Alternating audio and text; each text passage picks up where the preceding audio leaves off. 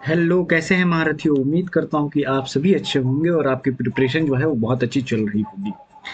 जैसा कि आप सभी को पता है कि हम लोग रीजनिंग में अभी जो कर रहे हैं वो हम लोग कर रहे हैं अल्फा न्यूमेरिक सीरीज। और अल्फा न्यूमेरिक सीरीज में हमने प्रीवियस के वीडियोस में टाइप 1 डिस्कस किया हुआ है, टाइप 2 डिस्कस किया हुआ है, टाइप 3 डिस्कस किया हुआ है, टाइप 4 डिस्कस हमने कर लिया है।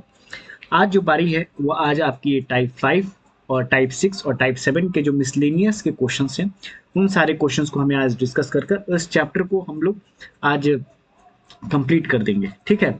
और अगर कुछ और अल्फा न्यूमेरिक सीरीज में मुझे ऐसा लगता है कि कुछ चीज़ें और पढ़ानी चाहिए या कुछ चीज़ें छूट गई हैं, तो उन छूटे हुए या कुछ क्वेश्चंस को लेके मैं एक अलग से वीडियो आपको बना दूंगा। लेकिन ये वीडियो देखने के बाद आपको आपका जो चैप्टर है वो मेरे कंप्लीटली जो फिनिश हो जाएगा। वैसे कुछ हो सकता है कि अल्फा न्यूमेरिक सीरीज में नए पैटर्न के जो क्वेश्चंस हमें अभी देखने को मिल रहे हैं रिसेंट के एग्जामिनेशंस में, उससे रिलेटेड भी मैं आपको प्रीवियस ईयर के क्वेश्चन से ही आपको अल्फा न्यूमेरिक सीरीज के क्वेश्चन को करा दूंगा, तो वो भी आपका कंप्लीट हो जाएगा। यानी कि आपको प्रीवियस ईयर क्वेश्चंस भी आप इस चैप्टर के मैं आपको करा दूंगा। ठीक है। तो चलिए आज हम लोग डिस्कस करते हैं टाइप 5, टाइप 6 और टाइप 7 के जो क्वेश्चंस बचे हुए हैं। उससे पहले मैं आपके लिए एक आज आपका मोटिवेशनल कोर्स आपके लिए लेके आए हैं। Winners are not those who never fail but those who never quit. Winners जो होते हैं वो कभी जो फेल होने से कभी आपको घबराना नहीं है। ठीक है। मतलब विनर्स ऐसे नहीं होते हैं जो कि कभी फेल ही नहीं हुए हों, वो भी फेल होते हैं। कई बार आपने कई आपके आसपास की ही कई ये सक्सेस स्टोरीज ऐसी होंगी जिन्होंने कि पहले अटेम्प्ट में नहीं दिया, दूसरे अटेम्प्ट में नहीं दिया, तीसरे अटेम्प्ट में नहीं क्लियर हुआ। तो ऐसा कुछ नहीं है, लेकिन आखिरी एक जब आप कंसिस्टेंसी मेंटेन रखेंगे, एक बार नहीं होने के बाद भी क्विट नहीं करना है। ऐसे बहुत सारे इसमें बच्चे हैं जिनका फर्स्ट ईयर, जिन्होंने पिछले साल भी एग्जाम दिया है, जिनका प्री नहीं निकला है, हो सकता है जिनका मेंस ना निकला हो। तो ऐसा नहीं कि आपको अपनी प्रिपरेशन छोड़ देनी है, प्रिपरेशन छोड़नी नहीं है, आपको अपनी प्रिपरेशन बनाए रखनी है। कमी क्या रह गई, क्या कमी रह गई, उसको देखो और उसको सुधार करो। ठीक है ना। अपनी स्ट्रेटेजी के अनुसार, अपनी कमी के अनुसार देखो कि मेरे अंदर वो कौन सी चीज़ ऐसी थी, कौन सा ऐसा पोर्शन था सिलेबस का जो कि हम नहीं पढ़ पाया, जिससे मेरा पेपर नहीं क्लियर हो पाया। ठीक है। तो ऐसा नहीं है, अपनी अप एंड डाउन्स लाइफ है, अप एंड डाउन्स होते रहते हैं, कभी भी उस चीज़ से घबराना नहीं है। ठीक है ना। तो ये रही आज की मोटिवेशनल क्विट्स और चलते हैं अब अपने आज के टाइप 5 के क्वेश्चन की तरफ। टाइप 5 का जो ये क्वेश्चन होता है, ये जो होता है बेसिकली नंबर का ही क्वेश्चन होता है। ठीक है ना। इसमें क्या क्या ये क्वेश्चन, ये कैसे क्वेश्चन होते हैं, इसमें 3 डिजिट का एक नंबर आपको दे दिया जाएगा, 3 डिजिट का, या फिर हो सकता है 4 डिजिट का भी वो नंबर रहे। यानी कि ऐसे भी अगर वो नंबर हो सकता है 4 2 6 1 7 3 2 9, ऐसे करके भी अगर आपको एक सीरीज दे दी जाएगी और उससे आधार पर भी आपको क्वेश्चन देखने को मिल जाता है एग्जामिनेशन में। तो ये जो है वो आपका जो है नंबर सीरीज का ही ये क्वेश्चन है। ठीक है। तो आइए चलिए अब हम लोग देखते हैं कि इस तरह के क्वेश्चंस को कैसे बनाएंगे। एक सेट मैंने टाइप 5 के लिए रखा हुआ है। इस टाइप 5 में जितने सेट्स के क्वेश्चन बन सकते थे मैंने इस एक क्वेश्चन के आधार पर सारे क्वेश्चंस को रखा है। ठीक है।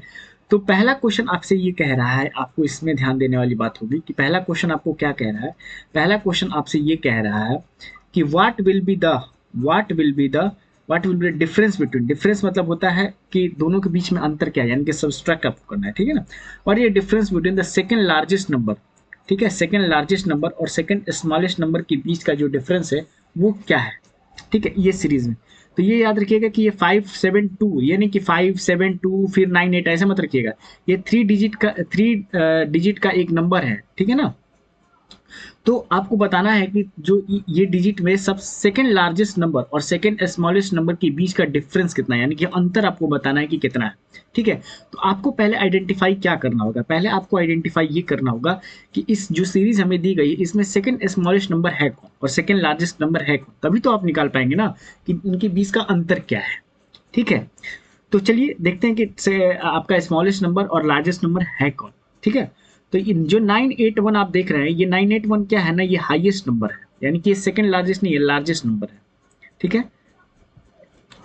अब इसके इसके इससे पहले कौन आएगा, 729। तो 729 जो है वो आपका सेकंड लार्जेस्ट नंबर है, यानी कि 729 लार्जेस्ट हमको मिल गया। ठीक है। अब हमें चाहिए स्मॉलेस्ट। स्मॉलेस्ट हमने देखा कि 387 स्मॉलेस्ट नंबर है और 423 जो है वो हमारा सेकंड स्मॉलेस्ट नंबर होगा, यानी कि 387 के बाद 423 आएगा, फिर उसके बाद 572 जाएगा, फिर उसके बाद 729 आएगा, 981 आएगा, अगर आप अरेंज करिएगा तो। तो आपका डिफरेंस, इन दोनों के बीच का डिफरेंस यानी कि इन दोनों का आपस में माइनस कर देंगे। 4 थ्रू 3, 9 में से 3 गया 6, 2 से 0, 7 माइनस 4 आपका हो जाएगा 7 माइनस 4 3। आंसर हो जाएगा आपका ऑप्शन नंबर बी 306। ठीक है, तो इस तरह के अगर आपके पास क्वेश्चंस आपको देखने को मिलते हैं, बहुत ही बेसिक क्वेश्चन था ये, कि आपको ये सीरीज दी जाएगी। ठीक है, ये सीरीज है, आपको सबको पता है, आप तो पता ही चल गया होगा कि अल्फा न्यूमेरिक सीरीज में सीरीज की बात होती है। ऐसा सीरीज 3 डिजिट का आपको सीरीज देखने को मिलेगा, या हो सकता है आपके एग्जामिनेशन में 4 डिजिट का भी देखने को मिल जाए, तो उससे आपको घबराना नहीं है। ठीक है, तो 572 981 729 423 यानी कि ये 572 981 729 423 और 387 आपको दिए गए थे। इनमें से पूछा था आपसे कि सेकंड लार्जेस्ट नंबर और सेकंड स्मॉलेस्ट नंबर के बीच का अंतर क्या है, तो आपने इन दोनों को आपस में अगर माइनस कर दिया तो आपको आंसर आपको देखने को मिल गया। अब चलिए अपने चलते हैं क्वेश्चन नंबर 2 की तरफ। 2 आपसे क्वेश्चन नंबर ये कहता है कि अब आपको क्या करना है कि what will be the square, अब what will be the square of sum of digit, यानी कि ऑफ लार्जेस्ट नंबर, जो लार्जेस्ट नंबर है ना इसमें से, जो सीरीज आपको दी गई इसका लार्जेस्ट नंबर का जो डिजिट का सम, यानी कि आपस में उन डिजिट को जोड़ना है, फिर उसका स्क्वायर क्या होगा आपको बताना है। आपको पहले क्या करना होगा, आपको पहले ये करना होगा कि इनमें से इन सीरीज में देखेंगे कि सबसे बड़ा लार्जेस्ट नंबर है कौन। तो आपने देख लिया कि सर लार्जेस्ट नंबर ना 981 है। ठीक है, 981 है, तो कह रहा है कि इसका स्क्वायर क्या होगा। इनके आप अब इनके सम का स्क्वायर क्या होगा, तो आपको क्या करना है कि 9 प्लस 8 प्लस 1 को आपको जोड़ देना है आपस में। 8 प्लस 1 9 हो जाएगा, 9 9 8 हो जाएगा, और 18 का आपको स्क्वायर निकालना है। आप सभी को पता है, अगर आप जब भी अगर आप अपनी क्वांट की प्रिपरेशन कर रहे होंगे तो उनके लिए भी मेरा ये सजेशन होगा कि आप 1 से लेके 30 तक का स्क्वायर रूट क्यूब और क्यूब रूट 1 से लेके 30 तक आपको याद रखने हैं। ठीक ना, 1 से 30 तक का आपको क्यूब रूट, आपको स्क्वायर रूट और स्क्वायर्स सब आपके दिमाग में होने चाहिए। ठीक है, तो 18 का स्क्वायर क्या होता है, 18 का स्क्वायर आपका होता है 324। ठीक है, अगर आप को याद नहीं भी होता है, मान लीजिएगा अगर इस क्वेश्चन के लिए, पर्टिकुलरली इस क्वेश्चन के लिए मैं बता रहा हूँ कि अगर आपको याद ना होता कि 18 का स्क्वायर क्या होता, तब आप कैसे जाते निकालने के लिए, तो 18 इंटू 18 करते तो बड़ा लंबा प्रोसेस हो जाता। आपको क्या करते हैं कि 18 इंटू 18 में 8 कितना होता है, 8 8 8 जा 64, 64 में यूनिट डिजिट क्या आएगा 4, और आपने ऑप्शन में देखा कि किसी का यूनिट डिजिट और 4 नहीं है, तो इसका 4 है, तो यानी कि ऑप्शन नंबर ए जो होगा वो हमारा आंसर हो जाएगा। ठीक है, वैसे आपको याद रखना चाहिए 1 से लेके 30 तक का स्क्वायर, स्क्वायर्स के रूट, उसके क्यूब और क्यूब रूट्स आपको एकदम दिमाग में होने चाहिए। ठीक है, तो ये रहा आपका क्वेश्चन नंबर 2। अब हम लोग बढ़ेंगे क्वेश्चन नंबर 3 की तरफ। उम्मीद करता हूँ कि आपको दोनों ही क्वेश्चन आज के थे, दोनों ही क्वेश्चन बड़े आसान क्वेश्चन थे। ठीक है, इन दोनों क्वेश्चंस आपको समझ में आए होंगे कि किस तरीके से इन क्वेश्चन का आपको बनाना है, किस तरीके का क्या आपको अप्रोच रखना है, जिससे कि आप क्वेश्चंस को इजीली आप टैकल कर पाए। ठीक है, चलिए अब अपने चलते हैं अपना क्वेश्चन नंबर 3 की तरफ। और क्वेश्चन नंबर 3 हमसे क्या कहता है, क्वेश्चन नंबर 3 हमसे ये कहता है कि what will be the result if the middle digit of second largest number is divided by middle digit of second smallest number. यानी कि सेकंड लार्जेस्ट नंबर का जो मिडिल डिजिट, तो हमने पहले ही क्वेश्चन में देखा था कि सेकंड लार्जेस्ट डिजिट का मिडिल डिजिट हमारा क्या हो जाएगा, आपको सेकंड लार्जेस्ट डिजिट क्या था 729, इसका मिडिल डिजिट क्या हो जाएगा 2। ठीक है, अब इसको डिवाइड करना है किससे, सेकंड स्मॉलेस्ट नंबर से। तो सेकंड स्मॉलेस्ट नंबर इस पूरी सीरीज में है कौन सा, जरा इसको आप देखिए। 387 जो है वो आपका सबसे स्मॉलेस्ट है। सेकंड स्मॉलेस्ट क्या है 423, 423 में आपका क्या है 2 जो है वो आपका क्या है मिडिल डिजिट है। तो 2 को 2 से डिवाइड करेंगे तो क्या होगा 1 आएगा, इसका ऑप्शन नंबर ए जो होगा इसका आंसर हो जाएगा। ठीक है, देखिए कितना आसान क्वेश्चन था, और कितने, लेकिन याद रखिए कि ऐसे ही क्वेश्चंस में बहुत ज्यादा बच्चे फंसते भी हैं। अभी बहुत आपको बेसिक क्वेश्चन में करा रहा हूँ। ठीक है, क्योंकि ये जो क्लास है ये अभी बेसिक्स में पढ़ा रहा हूँ आपको, तो बेसिक्स के क्वेश्चंस को मैं अभी आपको स्टार्टिंग में करा रहा हूँ। ठीक है, इसके बाद धीरे धीरे लेवल को और बढ़ाएंगे। ठीक है ना, तो उम्मीद करता हूँ कि आपको क्वेश्चन नंबर 3 भी आपको इजीली समझ में आया होगा। अब हम बढ़ते हैं अपने क्वेश्चन नंबर 4 की तरफ। 4 हमारा क्या कहता है, इस चीज को आप देखिए। 4 ये कह रहा है कि if in each number the first and the second number if in each number the first and the second digit are interchanged, ठीक है, first and second digit are interchanged, then which of the following then which of the following will be the smaller one. तो आपको आपको ये निकालना है कि अगर फर्स्ट और सेकंड डिजिट को आपस में अगर चेंज कर देंगे तो कौन सा जो डिजिट होगा वो सबसे छोटा हो जाएगा। ठीक है, तो पहला आपको क्या करना है कि आपका अप्रोच क्या होना चाहिए कि पहले और सेकंड वाले को आपस में चेंज करिए। तो पहला वाला और सेकंड वाला चेंज करते, इसमें इसका पहला वाला ये होता है, सेकंड वाला ये होता है, थर्ड वाला ये होता है। इनको आपस में पहला और सेकंड वाले को चेंज करना। तो पहला आपका 7 आ जाएगा, फिर 5 आ जाएगा, 2 आ जाएगा। ठीक है, वैसे ही सिमिलर आपका 8 आ जाएगा, 9 आ जाएगा, 1 आ जाएगा, फिर 2 आ जाएगा, 7 आ जाएगा, 9 आ जाएगा, फिर आपका 2 आ जाएगा, 4 हो जाएगा, 3 हो जाएगा, फिर आपका 8 हो जाएगा, 3 हो जाएगा, 7 हो जाएगा। ठीक है, तो आपने फर्स्ट और सेकंड वाले को इंटरचेंज कर दिया। तो अब आप बताइए कि कौन सा स्मॉलर है। सबसे स्मॉलर आपको कौन सा दिख रहा है? 2 4 3 दिख रहा है। इनमें से तो सबसे स्मॉलर 2 4 3 है, और ये किससे बना है? 4 2 3 से बना है। तो इसका आंसर हो जाएगा ऑप्शन नंबर 3। ठीक है, उम्मीद करता हूं कि आपको समझ में आया होगा। ठीक है, इसमें बात कर रहा था इस क्वेश्चन में कि पहला और सेकंड डिजिट को अगर आपस में इंटरचेंज कर देंगे तो सबसे छोटा कौन सा हो जाएगा। तो हमने क्या किया कि इनके पोजीशन को आपस में बदल दिया। तो 5 7 2 के पोजीशन को जब हमने बदला तो हमें क्या मिला? 7 मिला, 5 मिला, 2 मिला, क्योंकि हमें फर्स्ट और सेकंड डिजिट की ही बात हो रही थी। ठीक है, तो इसमें आपको 7 मिल गया, फिर 5 मिल गया, फिर 2 मिल गया। ठीक है, वैसे ही आपको 8 मिल गया, 9 मिल गया, 1 मिल गया। वैसे ही आपको 2 मिल गया, 7 मिल गया, 9 मिल गया। वैसे ही आपको 2 मिल गया, 4 मिल गया, 3 मिल गया।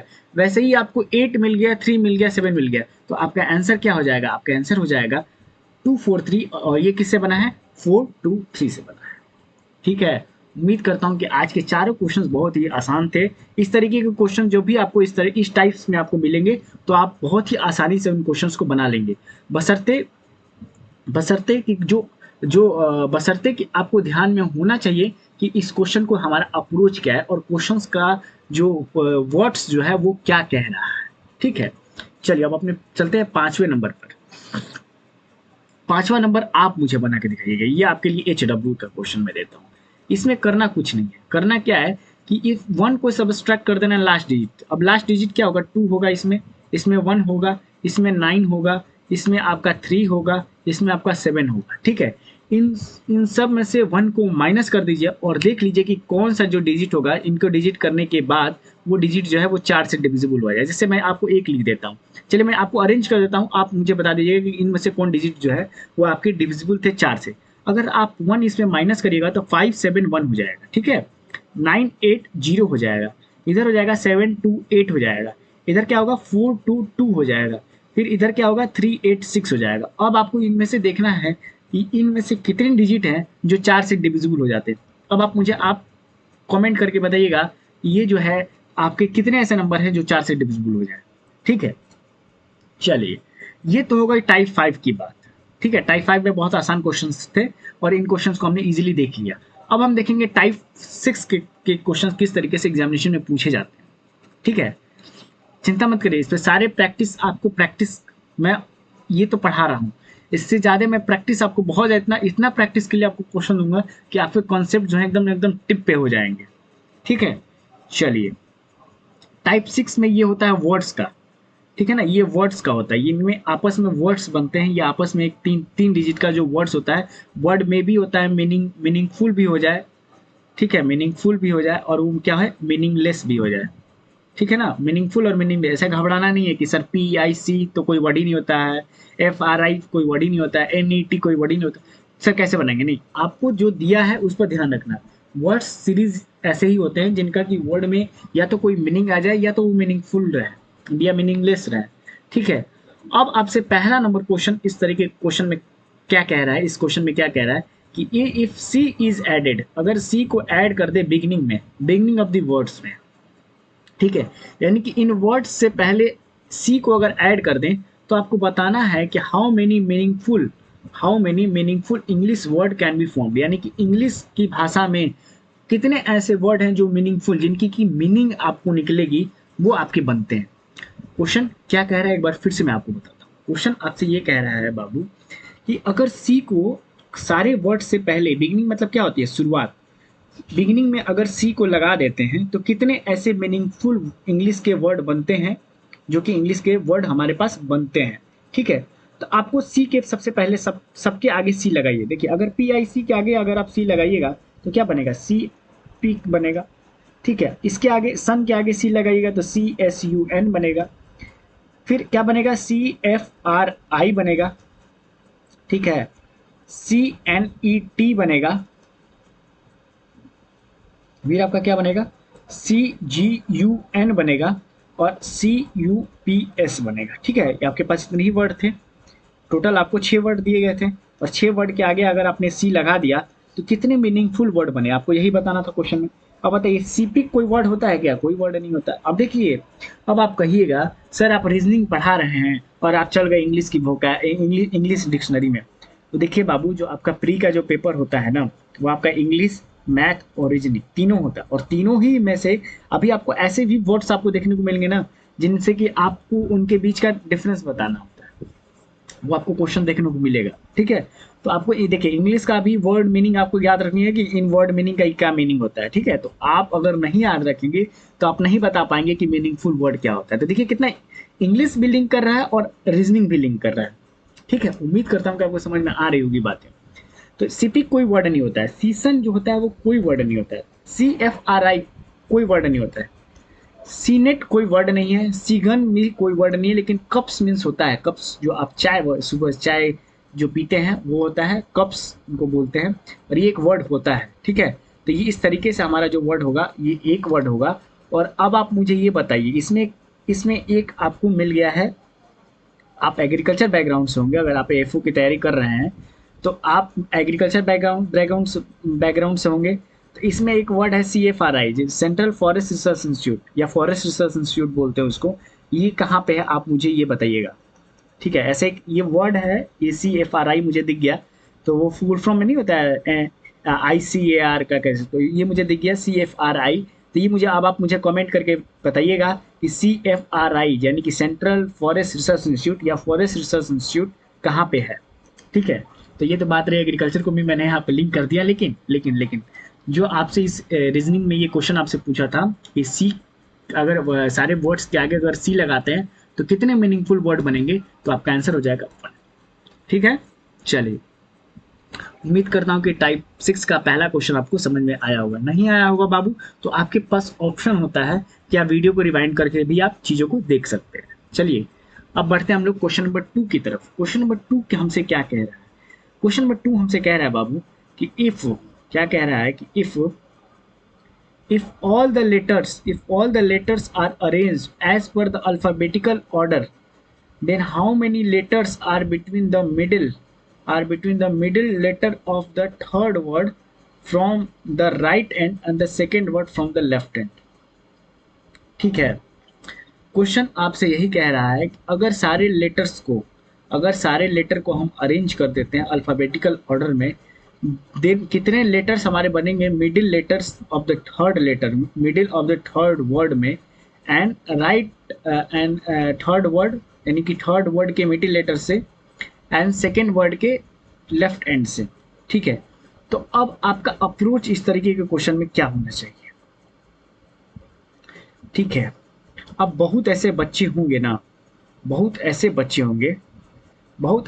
होंगे जो कि क्या कहेंगे ना कि सर कह रहा है ना कि if all the letter are arrange in the alphabetical order, तो सर सबसे पहले अल्फाबेटिकल ऑर्डर में इनको अरेंज कर देते हैं। मैं कहूँगा कि बाबू कह रहा है आपसे क्वेश्चन में क्या कहा है, क्वेश्चन जो है वो आपको किस तरीके से बच्चों का टाइम खाया जाता है वो इस क्वेश्चन में आपको देखने को मिल जाएगा। क्वेश्चन क्या कह रहा है, if all the letters are arrange as per the alphabetical order then how many letter are between the middle letter of the third word.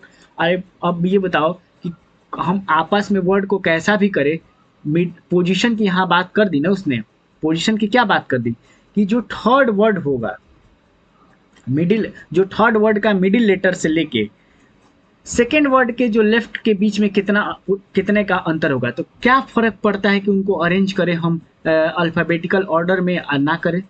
Position तो उतना ही रहेगा ना, उसके बीच का लेटर्स तो उतना ही रहेंगे, भले ही आपस में अरेंज, आपस में तो बात नहीं कर रहा है कि इसके बीच में कितना आपका कितने आपके जो है वो कॉन्सोनेंट आएंगे, कितने आपके वोवेल आएंगे, ऐसा तो कुछ भी नहीं कहा है उसने। ये भी नहीं कहा है कि कितने लेटर्स के बीच में वो कितने लेटर के बाद सी आ जाएगा, कितने लेटर के बाद डी आ जाएगा। उसने तो सिर्फ पोजीशन की बात की है कि अगर अल्फाबेटिकल ऑर्डर्स में अगर इनको अरेंज करते हैं तो कितने लेटर्स हमारे पास आएंगे, जो कि होंगे, जो कि आपका वर्ड्स का होगा, जो कि आपका राइट हैंड से थर्ड वर्ड होगा और लेफ्ट हैंड से सेकंड वर्ड के बीच में कितना अंतर होगा। ठीक है, तो अब बच्चा जो है ना, हम आपको बता दिए, सारी कहानी बता दी कि बच्चा देखते ही बोलेगा सर पहले अरेंज कर लेते हैं। आपका आपका पूरा पूरा टाइम, आपका 2 से मिनट, आपका 1 से 1.5 मिनट, आपको 2 मिनट आपका बर्बाद हो जाएगा। और एग्जामिनेशन में टाइम का बहुत ज़्यादा महत्व होता है कॉम्पिटिटिव के एग्जामिनेशन में। आप क्या करिए, आप सीधे सीधे आप जो अप्रोच क्या करिएगा, आप इसमें ये देखिए ऐसे करिएगा, ये फर्स्ट वर्ड होगा, सेकंड वर्ड होगा, थर्ड वर्ड होगा, और थर्ड वर्ड के जो मिडिल में कुछ भी हो हमें क्या मतलब है, ठीक है, क्या मतलब है, कुछ भी मतलब नहीं है। और उधर से लेफ्ट हैंड से क्या होगा, सेकंड वर्ड, यानी कि इसके बाद कितने लेटर हैं, 3 और 1 4, टोटल आपका कुछ भी रहे क्या मतलब है, 4 वर्ड इनके बीच में होंगे, तो आपका ऑप्शन हो जाएगा ऑप्शन नंबर सी 4। ठीक है, समझे कि नहीं समझे?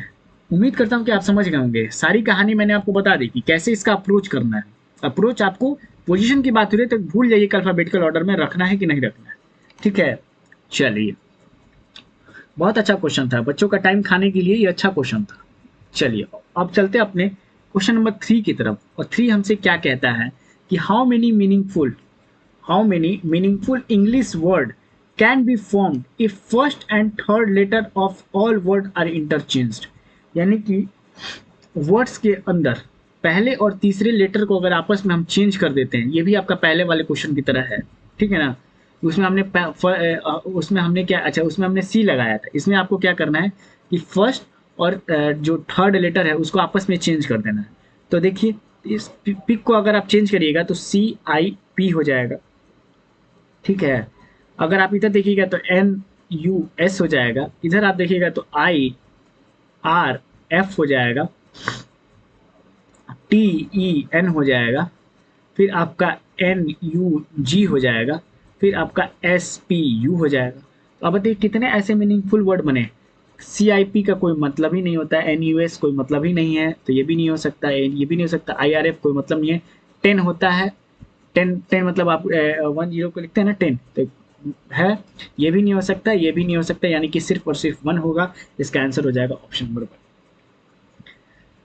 ठीक है, उम्मीद करता हूं कि आपको ये क्वेश्चन भी समझ में आया होगा, जो कि आपका क्वेश्चन नंबर 3 था। अब चलते हैं अपने क्वेश्चन नंबर 4 की तरफ। 4 आपसे क्या कहता है, if after changing all the vowels to the immediate succeeding and consonant. Question number 4 ये भी इंपॉर्टेंट क्वेश्चन है, ये भी आपका टाइम कंज्यूमिंग क्वेश्चन। बच्चे अगर नहीं समझ पाए तो इसको कैसे, टाइम जो है वो बहुत ज़्यादा कंज्यूम कर जाएगा क्वेश्चन। क्वेश्चन नंबर 4 आपसे क्या कहता है कि after changing all the vowels to the immediate succeeding. अब बताइए मुझे, अब तक तो आपको इतने लेक्चर्स, आपने 3 लेक्चर देख लिए हैं, सक्सीडिंग का मतलब क्या होता है। सक्सीडिंग का मतलब होता है बाद में, ठीक है। और इसमें एक और वर्ड आया होगा प्रीसीडिंग, ठीक है। देखिए कितने बेसिक्स, अगर आपने पहला नहीं आपको पढ़ा होगा, पहला वीडियो नहीं देखा होगा, आप डायरेक्ट आप थर्ड पे ही देख रहे हैं, तो आपको पहला वीडियो पहले जाके देखना होगा। कभी भी मेरी क्लास करिए तो आपके प्रीवियस वाले वीडियोस को आप जरूर देख कर ही अगली वाली क्लास करिए, तभी आपको चीज़ें समझ में आएंगी, ठीक है। तो बाद में होता है प्रीसीडिंग, मीन्स क्या होता है, पहले, ठीक है। तो प्रीसीडिंग मीन्स पहले। अब ये कह रहा है कि कितने ऐसे आफ्टर चेंजिंग, यानी कि सभी वॉवेल्स को उनके बाद और सारे कॉन्सोनेंट को उनके पहले कर देते हैं, तो which of the following will be the last letter of the fourth word from the left end. अब लेफ्ट एंड से फोर्थ वर्ड कौन सा होगा, देखिए लेफ्ट एंड से फोर्थ वर्ड आपका टी हो जाएगा, ठीक है। और लास्ट लेटर, और टी कौन सा है आपका, टी क्या है, टी आपका कॉन्सोनेंट है, टी से पहले क्या आता है, एस आता है। इसका आंसर हो जाएगा ऑप्शन नंबर ए का एस। अब बच्चा इसमें कहाँ टाइम कंज्यूम करेगा, अब वो क्या करेगा, सर पहले कह रहा है ना कि after changing all the vowels to the immediate succeeding letter and consonant to the immediate preceding letter. वो क्या किया, इतना पढ़ लिया ना, अब आगे भूल गया, कि सर पहले यही काम कर लेते हैं। तो उसने क्या किया, वो क्या करेगा कि सारे लेटर्स को पी पी को, आई को, सी को, इस सबको उसके इमीडिएटली कंज्यूम करेगा, तब आगे वाली लाइन पढ़ेगा कि which of the following with the last letter to the fourth word. इतना माथा खपाने की क्या जरूरत है, स्मार्ट अप्रोच लगाइए ना कि सीधे फोर्थ वर्ड के लास्ट लेटर की ही बात करिए। अब सीधे हम फोर्थ वर्ड पे पहुंच गए लेफ्ट हैंड से, जो फोर्थ वर्ड कौन सा है, और उस लेटर को हमने देखा लास्ट लेटर कौन सा है, टी, कॉन्सोनेंट। कॉन्सोनेंट मतलब कि कॉन्सोनेंट से पहले वाला लेटर होना चाहिए, जो कि हमारा एस है। ऑप्शन नंबर एस हमारा सही है, इस क्वेश्चन का सही आंसर हो जाएगा। ठीक है, तो स्मार्ट अप्रोच लगाइए। जो होता है ना, कोई शॉर्ट ट्रिक्स नहीं होता है, याद रखिए, कोई शॉर्ट ट्रिक्स नहीं होता है, सिर्फ आपका अप्रोच। आप मैथमेटिक्स में भी जब आप पढ़िएगा तो बहुत ऐसे चैप्टर्स हैं जिनका कि आपको बहुत बस स्मार्ट अप्रोच लगाना होता है। जैसे आप एसआई के क्वेश्चन करिएगा, एसआई जब आपको हम पढ़ाएंगे, P into R into T by 100 SI का फॉर्मूला होता है, आपको ऐसा बताएंगे कि फॉर्मूला यूज करने की जरूरत ही नहीं, समझे। तो अभी बहुत कुछ अच्छी अच्छी चीज़ें आपको इस पूरे सीरीज में आपको देखने को मिलने वाली हैं। ठीक है, तो अभी आप हमारे साथ बने रहें, ठीक है, और आप चीज़ों को समझने की कोशिश करिए, एक एक चीज़ों को अभी बेसिक्स में समझने की कोशिश करिए। उसके बाद ऐसी ऐसी चीज़ें आपके सामने और ऐसे ऐसे ट्रिक्स और ऐसे ऐसे क्वेश्चंस आपके सामने लाएंगे जो कि आप भी कहेंगे कि सर वाओ। ठीक है, चलिए चलते हैं अब अपने क्वेश्चन नंबर 5 की तरफ। 5 आप करिएगा, आपके लिए HW दे देता हूँ। ये आप काम आप करिएगा कि अगर डिक्शनरी क्या कह रहा है कि if all the words are arranged in the reverse dictionary order from left to right hand, अगर जितने भी वर्ड्स हैं ये सारे, ये इनको याद रखिएगा कि वर्ड्स की बात हो रही है, लेटर ये नहीं कि आप लेटर को आप चेंज कर देगा आपस में, सिर्फ वर्ड की बात हो रही है तो वर्ड को चेंज करिएगा कि वर्ड्स को अगर लेफ्ट से राइट में अपोजिट से अगर लेके जाते हैं तो कितने ऐसे हैं जिनका की पोजीशन जो है वो सेम होगा। ठीक है, तो अब आप मुझे ये करके बताइएगा कि सर कितने ऐसे वर्ड हैं जो कि, अच्छा ऑप्शन में आपको दे दिया है, ऑप्शन ये गलत है, ऑप्शन आई थिंक ये प्रीवियस का ही ऑप्शन रिपीट हो गया है, टाइपिंग एरर है। इसमें जो ऑप्शन होना चाहिए वो आप लिख लीजिए 1 2 3 4 और मोर देन 4। ठीक है, ये टाइपिंग एरर आ गया है, तो आप इसका ऑप्शन आपके सामने मैंने आपको लिख दिया है, और आप मुझे बताइएगा कि कितने ऐसे वर्ड्स हैं जिनको कि अगर हम डिक्शनरी के हिसाब से उल्टा यानी कि जेड से याद करिएगा, यानी कि आगे से, ए से नहीं करिएगा, जेड से करिएगा, जेड एक्स वाई। ठीक है, वैसे अगर आप उसको अरेंज करते हैं तो कितने ऐसे वर्ड है जिनका की पोजिशन जो है वो एकदम सिमिलर आता है, कि जैसा पहले है वो पोजिशन आपको देखने को अभी भी मिलता है। ठीक है, चलिए चलते हैं अब अपने नेक्स्ट टाइप की तरफ, और नेक्स्ट टाइप ये आपका मिसलेनियस क्वेश्चंस होते हैं। अब हम इस चैप्टर के आखिरी पड़ाव पे हैं। ठीक है, आखिरी पे हैं, मतलब कि अब इस चैप्टर में जितने अब टाइप के अब क्वेश्चंस आपको देखने को मिलेंगे ना, वो आपको ऐसे ही देखने को मिलेगा। अब आपको पेयर फॉर्मेशन, इस तरीके के क्वेश्चन को बोलते हैं हम लोग पेयर फॉर्मेशन। ठीक है, अब आपको पेयर फॉर्मेशन का क्वेश्चन आपको देखने को मिलेगा जिनमें कि आपको पेयर्स बताने की, इनके बीच में कितना डिजिट है। अब आपका अगर इसी क्वेश्चन को अगर आप देखिए तो क्वेश्चन नंबर क्या कह रहा है कि इन हाउ मेनी डिजिट, कितने ऐसे डिजिट हैं इस pair, how many such digit pair are there in the number, जो आपके सामने एक नंबर दिया गया है, which have many digit as many digit between them in the number as they have the natural number system। Natural number system समझ रहे हैं आप, 1 2 3 4 5 6 7 8। तो मतलब ये कह रहा है कि जो नंबर है आपका 5 7 1 4 2 फिर 4 फिर आपका 6 फिर आपका 8 और 7, ये आपके पास नंबर दिया गया है। इस डिजिट में आपको बताना है कि इन कितने ऐसे डिजिट हैं, कितने ऐसे डिजिट हैं जिनके बीच में उतना ही अंतर है जितना कि नेचुरल नंबर के बीच में अंतर होता है। जैसे अगर आप बात करेंगे तो 4 और 6 के बीच में, 4 और 5 6 के बीच में कितना अंतर होता है, सॉरी एक यहाँ पर रख लीजिए, 4 5 और 6, यानी कि इनके बीच का अंतर 1 होता है। तो अब आपको ऐसा इनके बीच का अंतर 1 हो गया ना। अब ऐसा भी नहीं कि 4 के बाद 6, अगर ऐसे भी रहे 6 तो 6 5 4, यानी कि बीच का जो भी अंतर होगा 6 और 4 के बीच का अंतर होगा 1 ही होता है। ठीक है, तो आपको ऐसे ही बताना है कि इस डिजिट में, ये जो आपके सामने क्वेश्चन लिखा गया है 5 7 1 4 2 6 8 7 में कितने ऐसे डिजिट हैं जिनके बीच का जो अंतर है वो उतना ही है जितना कि नेचुरल नंबर सिस्टम के बीच में होता है। चलिए देखते हैं कितने ऐसे हैं। अब देखिएगा, अगर आप अब ऐसे क्वेश्चन जो होते हैं ना, अब आपको मैं ये बोलूँगा कि आप एग्जामिनेशन में अगर ऐसे तरीके के क्वेश्चन, क्योंकि एक ही नंबर का क्वेश्चन होता है और एक ही क्वेश्चन आपको देखने को मिलेगा ऐसा, अगर ऐसे क्वेश्चन मिले तो इन क्वेश्चंस को आप जो है ना, आप सबसे ज़्यादा लास्ट में करिएगा, पूरा पेपर बनाने के बाद करिएगा, क्योंकि ये जो होता है ना, ये टाइम बेसिकली जो एग्जामिनर का व्यू होता है इस तरह के क्वेश्चन देने के लिए, वो होता है कि आपके टाइम को किस तरीके से मारा जा सके। आपको किस तरीके से उलझाया जा सके। और ये क्वेश्चन आपको रीजनिंग के पहले ही कुछ क्वेश्चन में देखने को मिल जाएंगे। और आप सोचिएगा कि ये होते तो बहुत आसान हैं, लेकिन अब आप इनको इनमें से अगर आप एक भी मिस कर देते हैं, यानी कि एक भी अगर आपकी गलती से अगर मिस हो जाता है कि पेयर फॉर्मेशन का, तो वो क्वेश्चन आपका गलत हो जाएगा। ठीक है, और आप इसमें दिमाग बहुत ज़्यादा लगाएंगे। अब आप देखेंगे कि सर इतना, इससे क्या होगा कि टाइम कंज्यूमिंग जाएगा। तो मेरा जो सजेशन जब भी होगा कि जब भी आप पेयर फॉर्मेशन के क्वेश्चन को बनाएं तो सबसे आखिरी में बनाएं। ठीक है, चलिए अब हम पेयर फॉर्मेशन करते हैं इसका।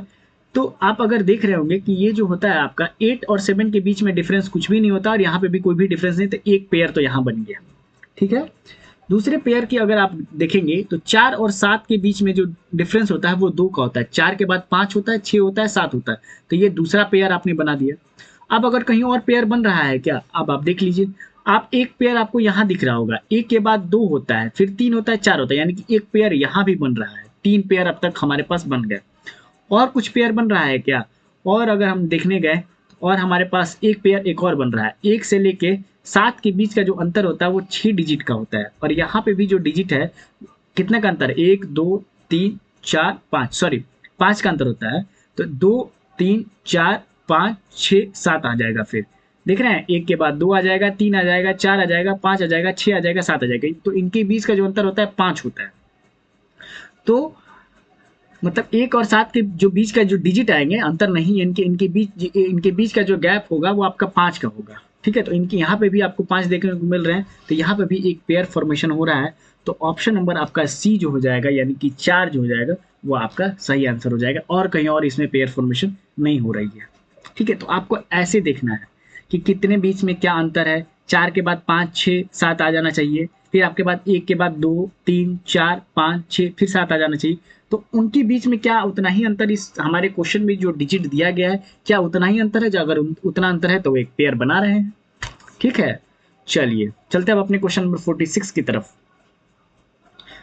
अच्छा, ये 46 की तरफ क्या कह रहा है कि how many such digit pair are there in the given number which have many as many digit. Same वही क्वेश्चन है आपके सामने। ठीक है, सेम वही क्वेश्चन आपके सामने कि अगर 2 6 9 7 5 1 4 7 इनके बीच में कितने ऐसे नंबर्स हैं जिनका कि उतना ही अंतर है जितना कि एक नेचुरल नंबर के बीच का अंतर होता है। ठीक है, तो अगर आप देखने जाएं तो इसमें अगर आप देखेंगे तो सिर्फ आपको एक ही देखने को मिलेगा। ये 4 के बाद 5 होता है, 6 होता है, 7 होता है, तो एक आपको तो यहाँ देखने को मिल गया, और कहीं आपको देखने को नहीं मिलेगा। मेरे हिसाब से आपको देखने को नहीं मिलेगा। 2 9 में नहीं हो सकता, 2 6 में भी नहीं हो सकता, 6 5 में भी नहीं हो सकता, 7 9 में भी नहीं हो सकता, 1 के बाद नहीं हो सकता, 1 2 3 4 5 नहीं आना चाहिए, नहीं आया, नहीं आया। इसके बीच 9 के बाद 8 7 6 5 आना चाहिए, नहीं है। चलिए, इसका आंसर हो जाएगा ऑप्शन नंबर 1, 1 हो जाएगा आंसर इसका। ठीक है, उम्मीद करता हूँ कि आप सभी को ये क्वेश्चन समझ में आ रहे होंगे। और हमारे पास जो है वो 1 2 3 4 क्वेश्चन बचे हुए हैं। चलिए, अब आपके सामने कह रहा है कि 47 नंबर क्वेश्चन कह रहा है, 47 number question, if 2 is subtracted from each even digit, यानी कि जितने भी इस जो आपको एक डिजिट दी गई होगी। देखिए, जो आपको गिवन नंबर दिया गया है ना, देखिए एक गिवन नंबर आपको ये वाला दिया गया है। ठीक है ना, गिवन नंबर आप यहाँ पर लिख लीजिए पहले, 4 2 1 4 5 6 7 3। ठीक है, ये आपको गिवन नंबर है। ठीक है,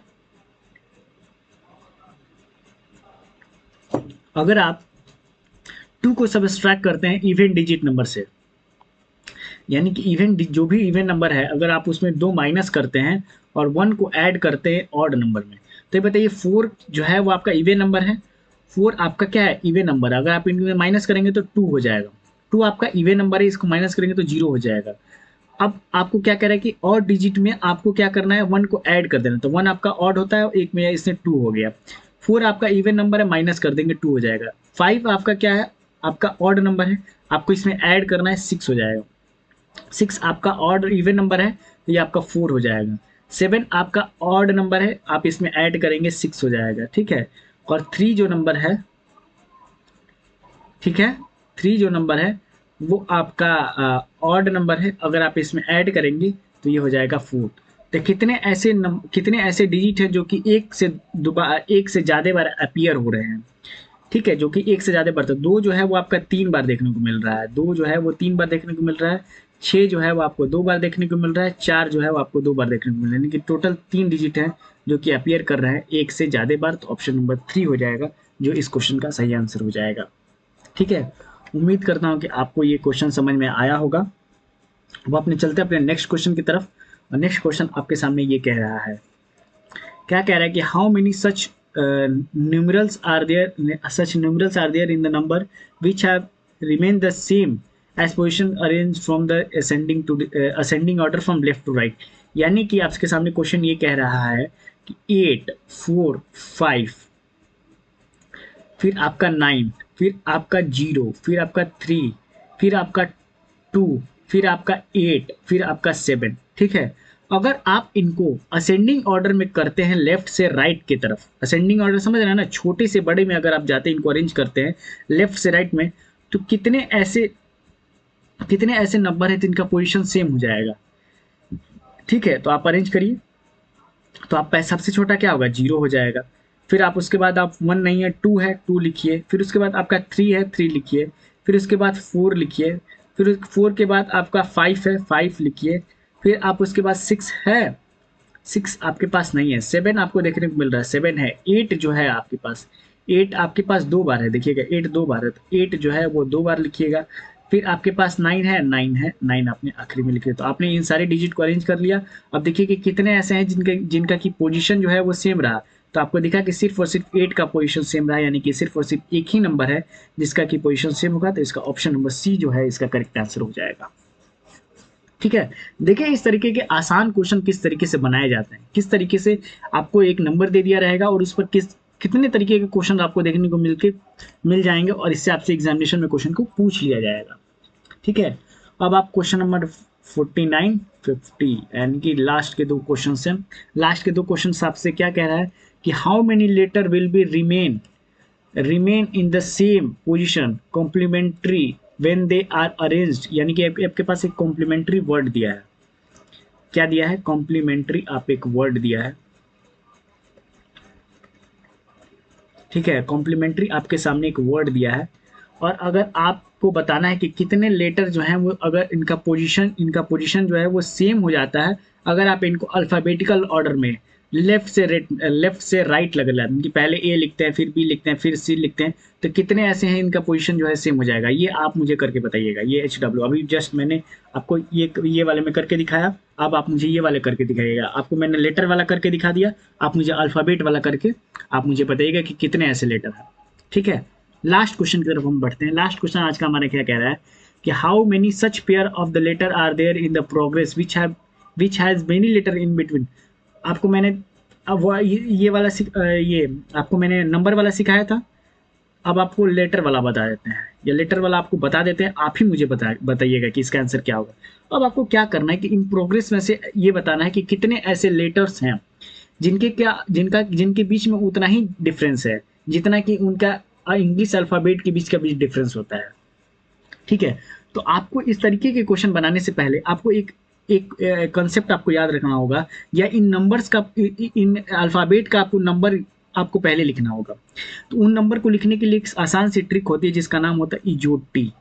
इजोटी एक ट्रिक है, ठीक है ना। आपको हम कोडिंग एंड डिकोडिंग में भी ये बताएंगे कि उसमें भी आपको जो पोजीशन का जो कोडिंग एंड डिकोडिंग में भी होता है कि ये उल्टा दे दिया या इसका पोजीशन ऐसा करके जो क्वेश्चंस होते हैं उसमें भी ये इजोटी का ही इस्तेमाल कर हम अल्फ़ाबेट के नंबर का पोजीशन निकालते हैं। अल्फ़ाबेटिकल जो है, जो इंग्लिश अल्फ़ाबेट के हिसाब से जो पोजीशन है उस तरीके के पोजीशन में।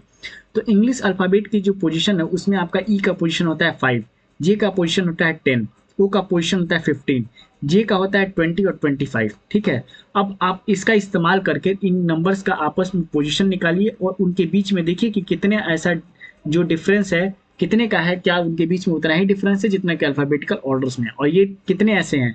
आपको क्वेश्चन उधर ही पूछा कि कितने ऐसे पेयर्स हैं। ठीक है, तो आप मुझे कमेंट करके बताइएगा। मैंने आधा आपको बता दिया है, आधा आपको खुद करना है, क्योंकि अब आप इतने क्वेश्चंस मैंने आपको करा दिए हैं कि अब आप जो है अपने से खुद से भी प्रैक्टिस कर सकते हैं और आप क्वेश्चंस को बना सकते हैं। तो ये तो रही आज के लेक्चर्स की बात। आज के लेक्चर्स में हमने आपको टाइप 5 हमने कवर कर लिया, टाइप 5 हमने कवर कर लिया, टाइप 6 बना लिया, टाइप 7 हमारा देख लिया, मिसलेनियस और पेयर फॉर्मेशन के क्वेश्चंस। सारे तरीके के अल्फा न्यूमेरिक क्वेश्चंस को हमने अपने पूरे इस 3 लेक्चर्स में डिस्कस कर लिया है। अब जो कुछ छूट गया है, एक लेक्चर आपको लेंगे जिसमें कि आपको कुछ नए कॉन्सेप्ट्स या नए तरीके जो कॉन्सेप्ट, एक और वीडियो लेंगे इसका, जिसमें कि आपको रिजल्टेंट वाला पढ़ाएंगे, रिजल्टेंट अल्फा न्यूमेरिक सीरीज क्या होता है। फिर उसमें आपको डिजिट का यानी कि नंबर्स का और वर्ड का एक बताएंगे, नंबर और वर्ड के अगर आपके क्वेश्चंस किस तरीके से पूछते हैं। बेसिकली वो जो होता है परीक्षा है ना, वो आपकी जैसे आरआरबी पीओ की मेंस की परीक्षाएं में पूछा जाता है वैसा क्वेश्चन एसबीआई पीओ की मेंस में पूछा जाता है। तो हम आपको प्रीवियस ईयर क्वेश्चन से ही, जो आपका अल्फा न्यूमेरिक सीरीज से जो क्वेश्चंस आपके प्रीवियस ईयर क्वेश्चंस में पूछे गए हैं, उन्हीं के आधार पर उन्हीं क्वेश्चंस को लेकर आपके साथ जो है ये नेक्स्ट वाले वीडियो में आपको बता देंगे। तो आपका अल्फा न्यूमेरिक सीरीज का जो पूरा चैप्टर है वो कंप्लीट हो जाएगा, इंक्लूडिंग आपका प्रीवियस ईयर क्वेश्चंस। ठीक है, तो उम्मीद करता हूं कि आप तो को पूरा लेक्चर आज का समझ में आया होगा, और आप तीनों जो क्वेश्चंस आपको जो आज मैंने HW दिए हैं, आप मुझे कर कमेंट में जरूर बताएंगे। ठीक है, तो चलिए मिलते हैं अपने नेक्स्ट वीडियो में, और जहां पर हम नए चैप्टर की शुरुआत करेंगे, जिस चैप्टर का नाम होगा इनइक्वलिटी। और इनइक्वलिटी के क्वेश्चन जो है वो आपके बैंकिंग एग्जामिनेशन में 5 क्वेश्चन देखने को मिलते हैं, और मोस्ट इंपॉर्टेंट चैप्टर है इनइक्वलिटी का। ठीक है, तो चलिए मिलते हैं अपने नेक्स्ट वीडियो में। तब तक आप घर पे रहें, सुरक्षित रहें, स्वस्थ रहें, और अपनी प्रिपरेशन को आप जारी रखें। और एकदम आपको दिमाग में लक्ष्य आपका एक ही होना चाहिए, वो है सिर्फ और सिर्फ AFO AFO AFO। चलिए।